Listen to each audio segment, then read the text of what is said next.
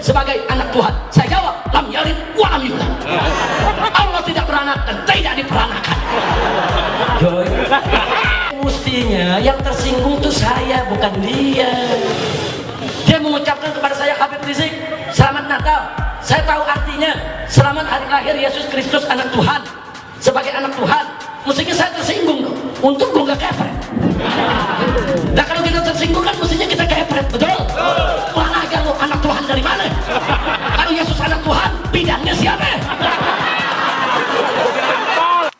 Salah satu kendala di dalam menyaksikan kebenaran iman Kristiani adalah kesalahpahaman mengenai istilah anak Allah. Jadi ada orang yang menuduh, bahkan banyak orang yang terus mengembangkan kesalahpahaman itu, bahwa seolah-olah istilah anak Allah itu berarti Tuhan beranak dan diperanakkan secara fisik.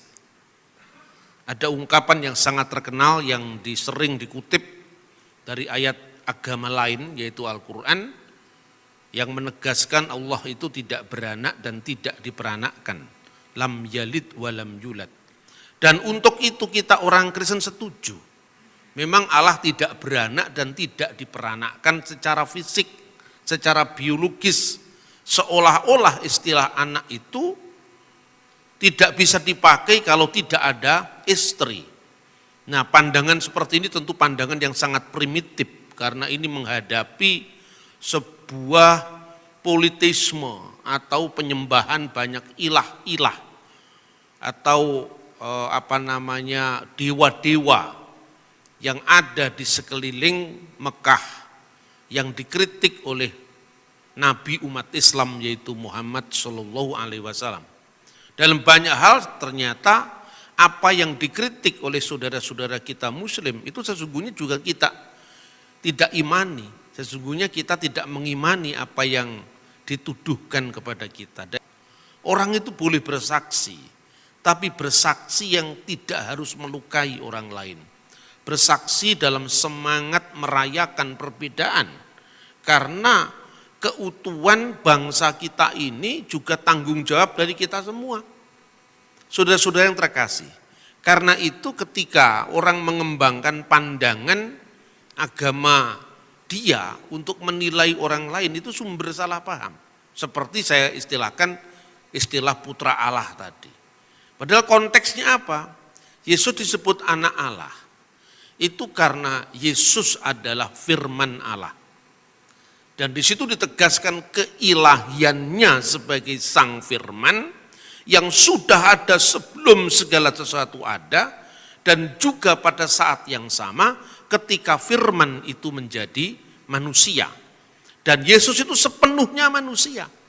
Maka yang lapar, yang haus, yang dicobai oleh iblis, yang mati, itu kemanusiaannya. Ayat Alkitab dengan jelas mengatakan Allah itu tidak bisa mati. Bahkan dilihat pun tidak bisa, apalagi mati.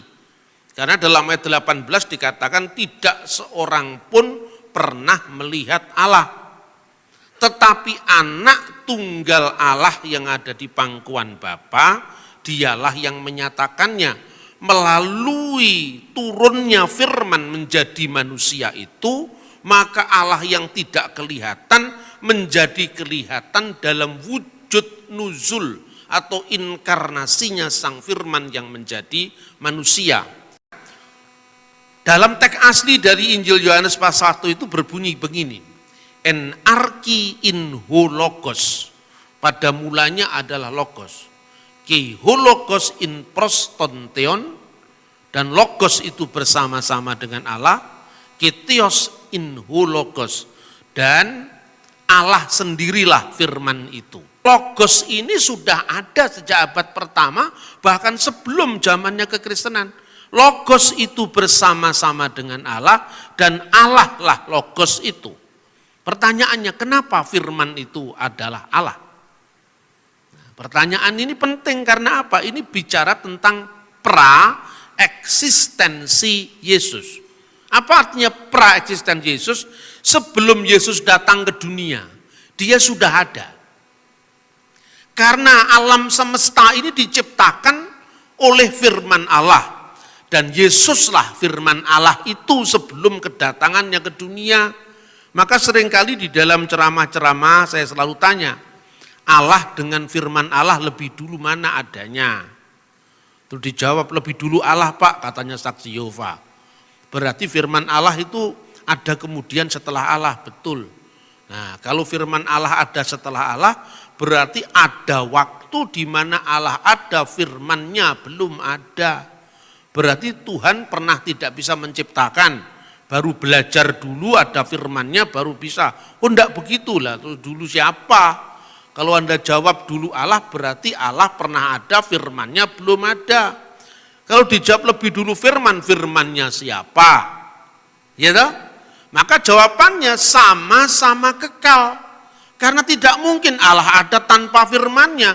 Tidak pernah ada waktu di mana Allah ada tanpa firman-Nya. Nah ini pun juga teman-teman muslim jangan salah paham.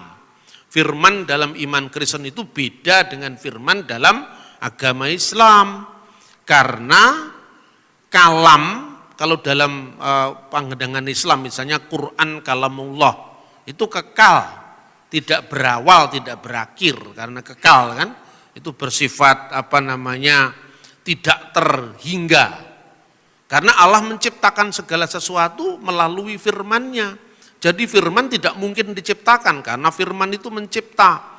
Cuman kalau di dalam agama Islam firman tidak menjadi manusia, tapi firman turun jadi kitab suci Quran. Ya kita harus menghormati. Tidak boleh memaksakan pandangan kita kepada mereka.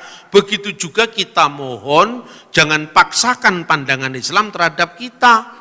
Karena di dalam Alkitab pun Yesus disebut kalimatullah. Alkitab bahasa Arab maksudnya. Tetapi kalimatullah dalam pandangan Kristen dan pandangan Islam itu beda. Yang terjadi kan seperti itu.